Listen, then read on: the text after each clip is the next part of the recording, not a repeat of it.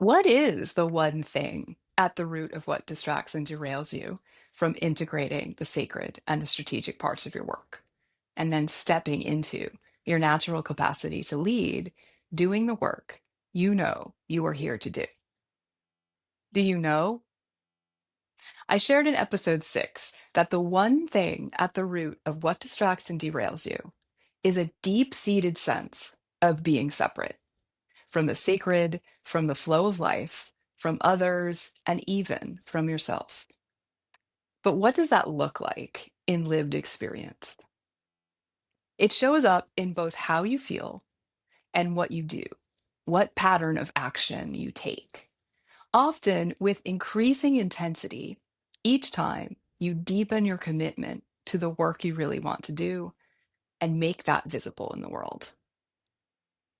When I first ask clients, what is distracting and derailing you? What's that thing that you keep coming up against again and again? They most often answer procrastination, putting out fires, confusion, or fear. By procrastination, I mean you know what to do, or you think you do, and you're not doing it. There's usually a should here somewhere. You should be consistent with email marketing. You should keep to a particular work schedule or marketing rhythm. You should follow up on client leads and proposals. 2, putting out fires. You're keeping yourself so busy, you don't have time to turn toward the work you really want to do. That's one version. The other version I see clients tell me about is that other people's needs and priorities keep interrupting you or kicking up chaos. 3, confusion.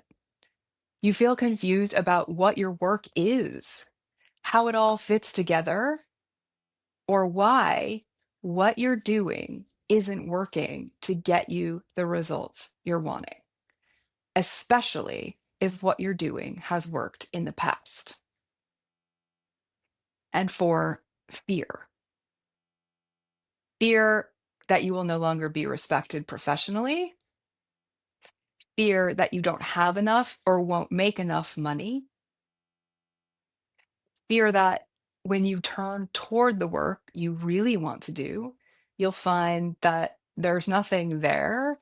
There's no originality, no talent, no merit, no value, that what is most calling you is a big nothing, or worse, that you are delusional, foolish, or a cause for shame in that.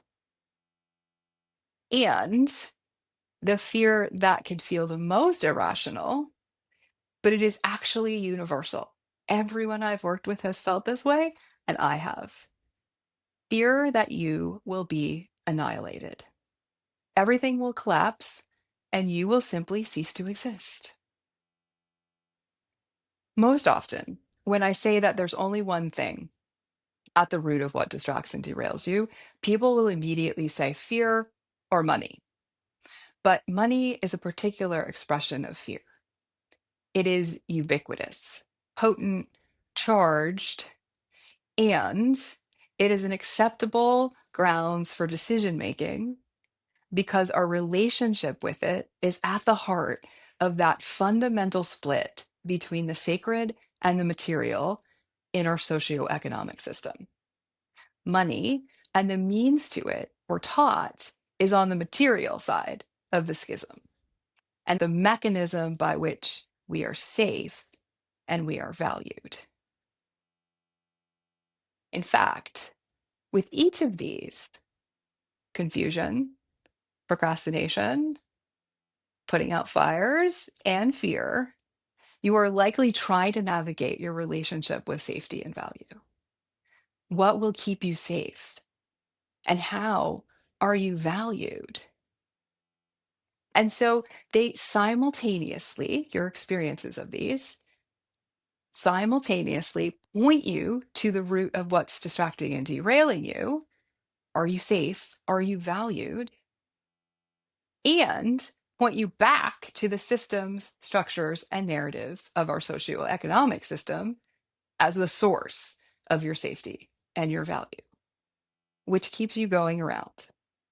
Because at the root of our socioeconomic system is the same split that the body of work pushing against you is seeking to make whole. The one thing at the root that we're talking about and working with is deeper and more fundamental than procrastination, chaos, confusion, or even fear. It is this split between the sacred and the material itself, and the particular way that you experience it and personalize it. If you're like my clients and me, it will commonly show up as you get out in front of it. Whatever it is, you're going to solve the problem. You're going to take care of it. You're going to get out ahead before anything happens that is a problem, a calamity you might be blamed for, a mess you have to clean up, etc.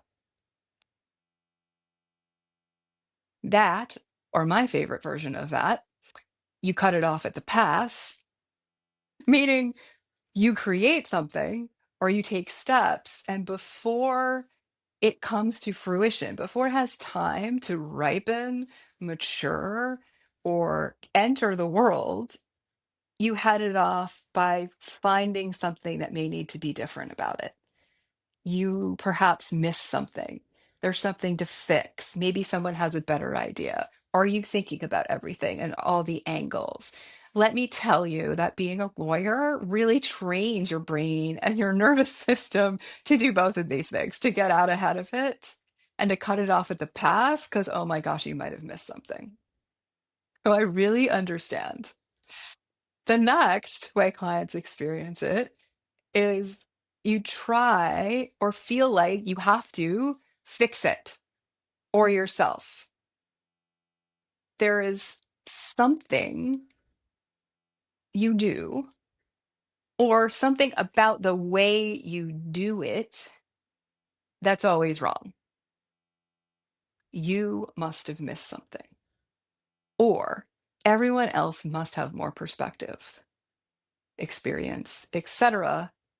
I think this comes up in the context of putting new work into the world, integrating things, looking at things through a multidimensional and multidisciplinary lens, in a way that our models haven't caught up with, because you look around and go, well, if this could be done, wouldn't somebody be doing it? Not yet. You're doing it. This also shows up as you feel like you need to justify yourself, and you will bend over backwards to justify yourself. It may come up like you hide, or you contort yourself and your work to fit what you think others will value.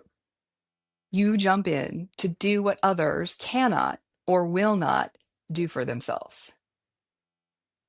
If you are experiencing the putting out fires, I would ask yourself if that sounds true to you. You do it all and you feel like you have to do it all yourself, to the point where you don't feel like there is support. It's not possible. Perhaps even I don't ever get supported the way that I need to. You feel responsible and you take responsibility for things that are not your responsibility or are out of your control. In each of these, can you see how you have forgotten the sacred? You have forgotten that you are held in a web of creation and support that you can lean into and that you can call upon. Can you see how each of these actions is an act in response to not fully trusting that the rhythm and the sway of life includes taking care of you? And so you take it up yourself. You might also find that many of my clients do that your thoughts, feelings, and actions swing like a pendulum. in a very specific recurring pattern to correct this pattern of taking it up yourself. For example, you cling or you cut and run. You push forward or you collapse. You recommit and focus, or you search and scan for another option or answer. You are careful, cautious, curated, or you are irreverent, rebellious, and radically transparent. This pendulum swing will be intimately familiar to you and highly frustrating. And ending it, stepping outside of it into a third way of being and doing, so that you can have a different experience and a different result, will have consistently and repeatedly confounded you, perhaps for as long as you can remember.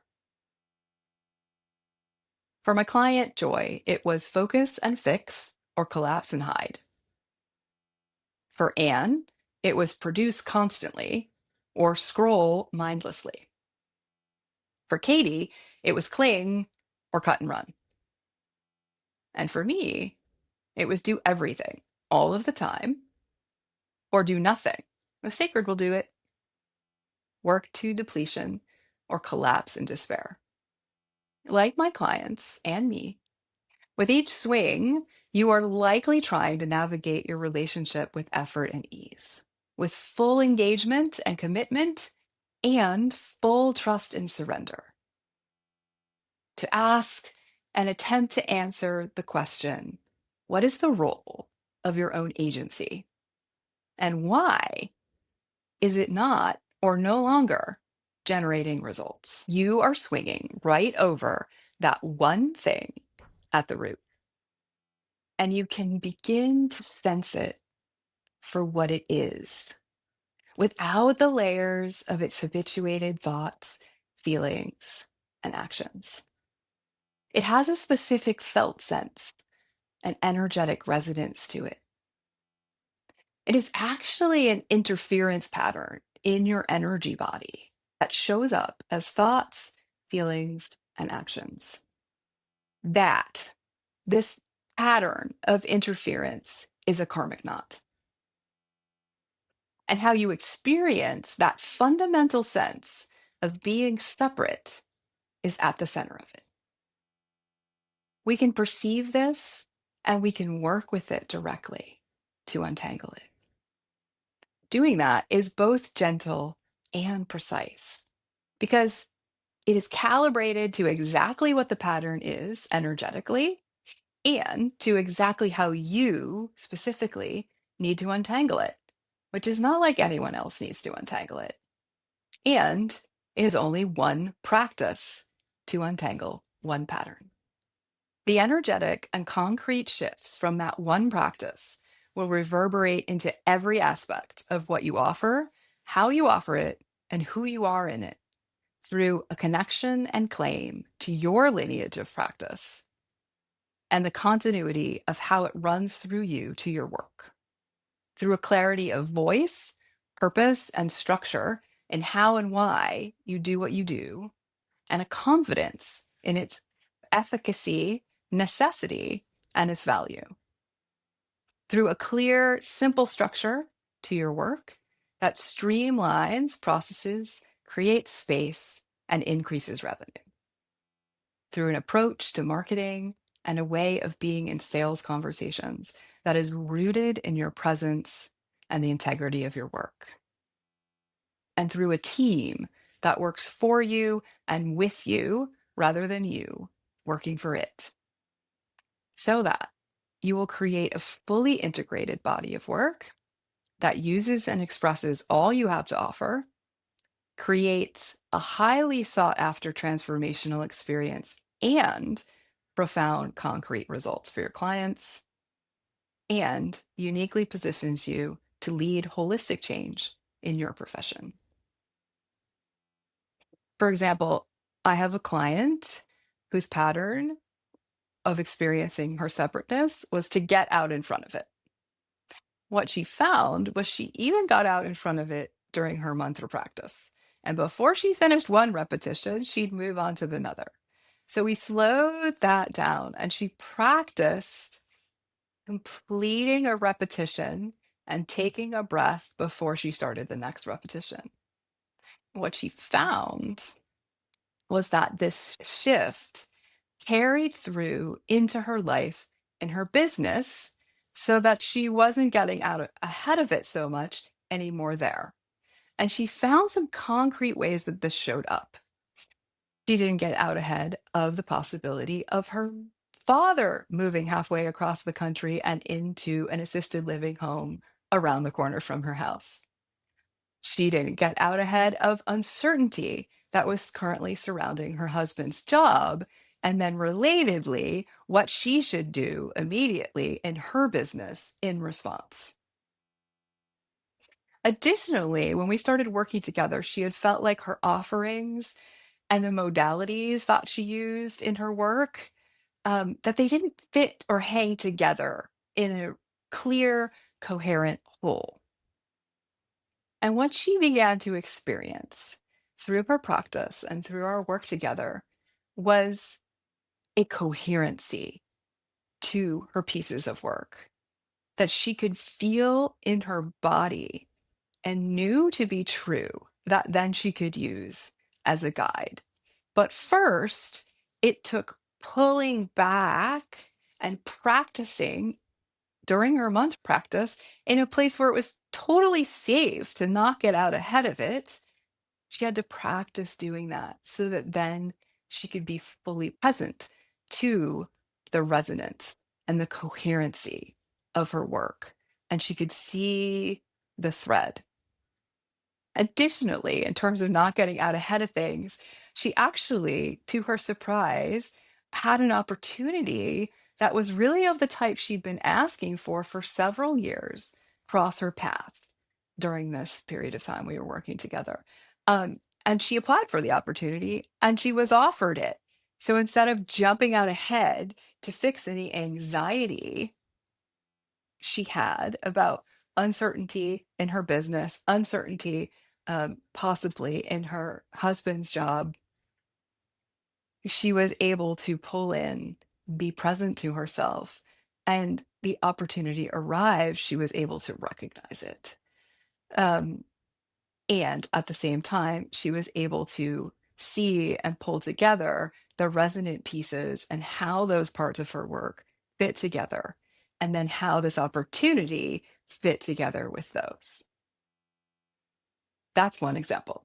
Second example I have for you is actually one of the most common things that I see with clients is experiencing this separation from the sacred as jumping in to do what others cannot or will not do for themselves.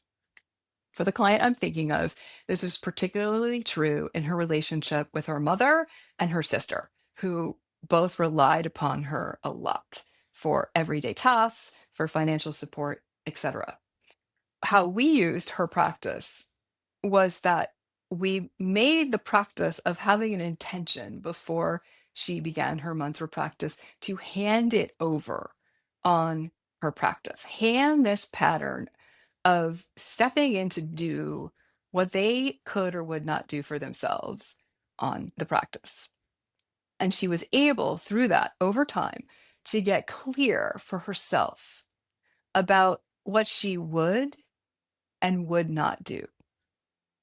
And then she was able to articulate that clearly and stand in it clearly. And the dynamic between her mother and sister and her changed radically. But here's the surprise piece. And I found that there's always a surprise. The surprise piece that she'd also been asking for, but we didn't work on directly, is that she had the best financial year in her business the year that we worked together, without us working directly on that and without her doing anything differently in her business, at least not from a strategy point of view, because that relationship with her mother and her sister, and more importantly, more specifically, that dynamic of jumping in and taking care of what others can or will not do for themselves was the thing in the way of this business growth. They seemed unrelated, and yet clearly they moved in tandem together. So, what is that one thing for you? I'd love to help you pinpoint what that one thing is and which one practice will untangle it in exactly the way that's right for you so that you step into your natural capacity to lead, doing the work that you know you are here to do. I invite you to join me for a 90-minute group experience or a private intensive to get clear on the one thing at the root of what distracts and derails you gently and swiftly. You will learn why there is only one thing that's distracting and derailing you from your life's work, and why your current practices likely aren't untangling it.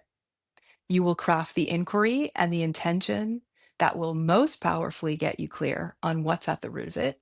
Together, we will practice a simple one syllable Sanskrit mantra to get clear on what that one thing is for you and begin to untangle it.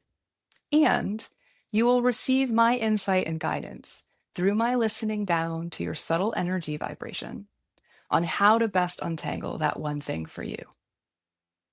You will feel immediate relief at naming what that one thing is for you, and through a real time, energetic, often physical, mental, and emotional shift within you. And it will catalyze deeper transformation, often beyond words or your initial comprehension, that will unfold over time. Clients tell me that they experience profound transformation and release from the moment the session begins, and that its impact continues to ripple through and reveal itself weeks, months, and even years later.